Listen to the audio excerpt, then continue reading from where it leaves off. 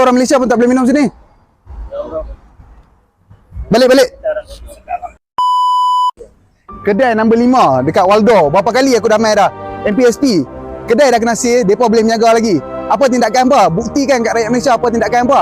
Hampa tengok kat depan ni, berapa ramai warga asing yang duk tengah minum arak, main melepak, keselamatan tak ada untuk rakyat Malaysia. Kalau perempuan lalu malam-malam, tak ada orang kat sini, jadi apa? Hampa tengok, kedai kata ada lesen, buka pintu macam pencuri. MPSP mai tutup pintu, kira tak ada buka kedai macam tu.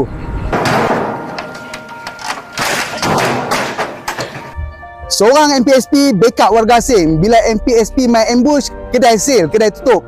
MPSP ada yang leaking maklumat. Boleh kan macam ni? Tak ada integriti. Untuk orang Malaysia yang kahwin dengan warga asing, lesen hampa dapat, tapi warga asing yang menjaga, hampa tak malu lah.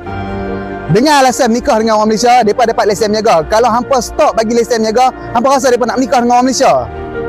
Apa lagi MPSP? Tolonglah bertindak. Jangan sampai kami ambil tindakan sendiri. Hampa dah tengok bukti, semua bukti kami dah tunjuk. Berapa banyak bukti kami dah bagi. Buatlah kerja. Tolong settlekan masalah ni.